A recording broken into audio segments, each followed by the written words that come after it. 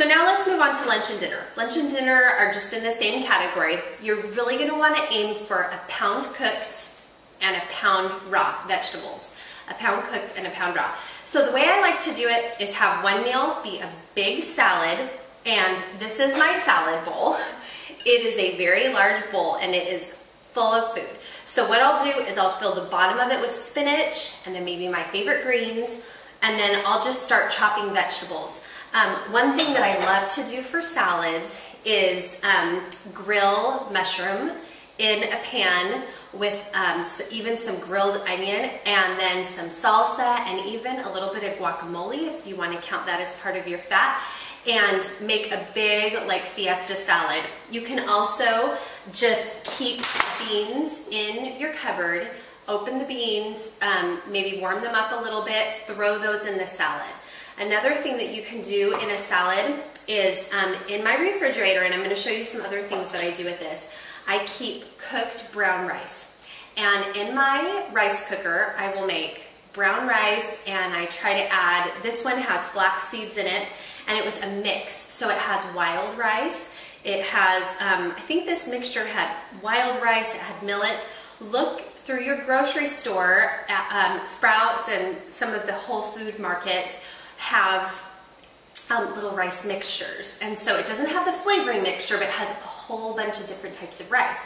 See, now with that, you're not just getting the one nutrient from the brown rice, you're getting a lot of other kinds of nutrients from the wild rice and all the other stuff in it. Like I said, I added flax to it. It smells like it might have a little bit of brown rice, jasmine rice in there. So it smells fabulous. So if you're making a fiesta salad, you can add that to it. Another great thing to do is just spinach and grilled mushroom. That's really, really good. Spinach, grilled mushroom, a little bit of olive oil, and some walnuts, and then just sprinkle it with a little bit of garlic salt.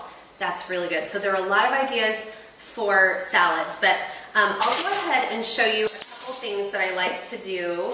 Just like I said, with the stuff that I have in my kitchen, I'm going to use some coconut oil. And coconut oil is not, it's not like a superior kind of oil. So a lot of people think that it is. The reason that coconut oil is good when you're pan frying something is simply for the reason that it has a better tolerance for heat. So if you're going to be making something that has high temperature, it's a good idea to use coconut oil because anyway, it's just going to tolerate the higher temperature better. So what I'm going to show you now, I'm cutting up some celery, and I want to show you something. You know, I think the hardest thing really about making the conversion to this lifestyle is that we get into the habit of doing things a certain way, and it's really hard to change your habits. It's hard to change, not even bad habits necessarily, but if you're used to pulling out a couple pieces of bread, making a ham sandwich for lunch, it's hard to change when you've been doing that for a long time, and that's your habit.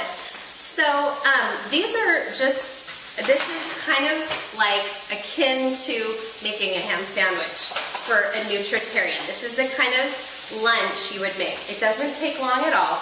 You can even, and when I first started doing this, I was really diligent about pre-chopping my vegetables. And you know, the thing that you will find if you have little children is you will find that probably some of the kids in your house will start to like the things that you keep in your refrigerator, like your mixed rice. Make a big thing of mixed rice at the beginning of the week in the rice cooker, in a pan or whatever, and keep it in the refrigerator.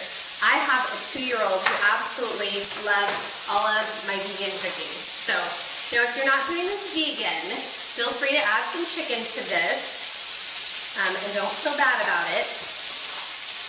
If you're going to do meat, I would say probably stay around no more than 4 ounces a day.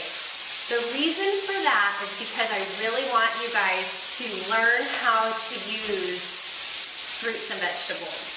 And that's what happens when you do this vegan style at the beginning. You really learn how to use fruits and vegetables. So I just did some purple onion, and I'm adding some carrot, and I have some celery, and I'm going to just make a quick stir fry. And this is fun part about this is you can literally add anything to it. I'm putting in some kale. Kale is extremely nutritious. Of the leafy green vegetables, it's right at the top.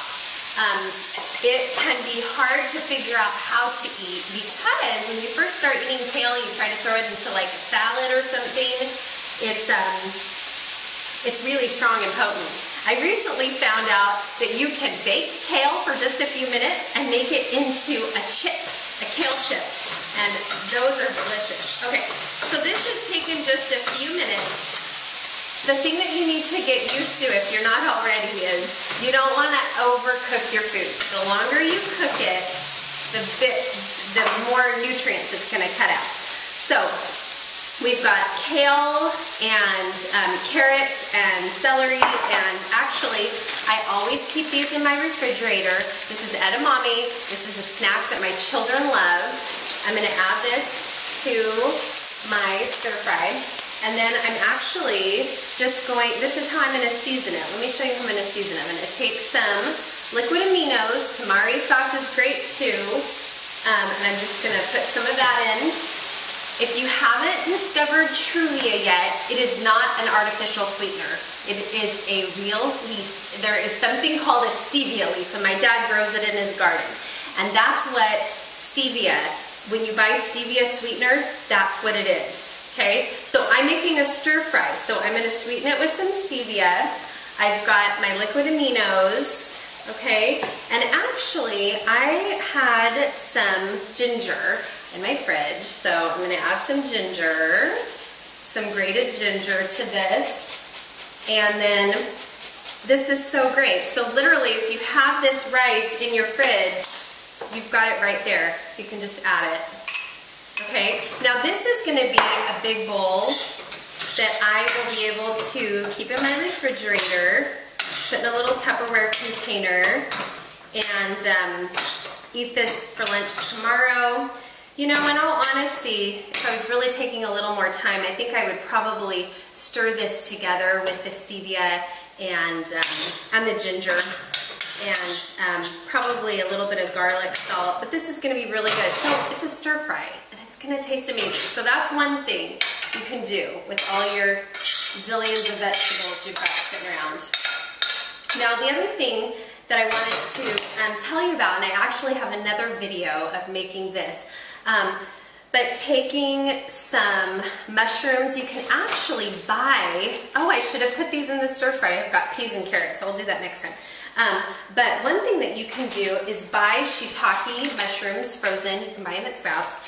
And you can throw those in with some eggplant, some zucchini, some onion, grill it up, and then throw some marinara on top. Not too much, just a little bit.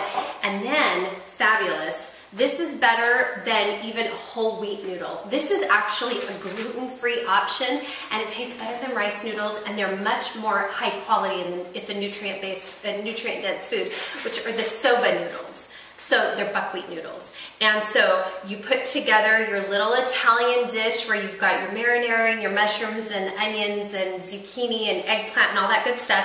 Add a little marinara, and then at the very end add some soba noodles and work that in together, and that is so good. And you can put that in your fridge too. So just be thinking about how you can add vegetables to every meal. That's really the basis. Now, the key to this 6 weeks is that instead of thinking of this as a restrictive diet, that there's a lot of things that you're not going to be eating, the way you want to look at it is that you're going to learn a whole new vocabulary of food. You're going to learn how to use things like quinoa. You're going to learn how to use fruits and vegetables, and really make it delicious to where you're not craving the other stuff. I've got another video coming on the basics of hunger and how to get through that first few weeks.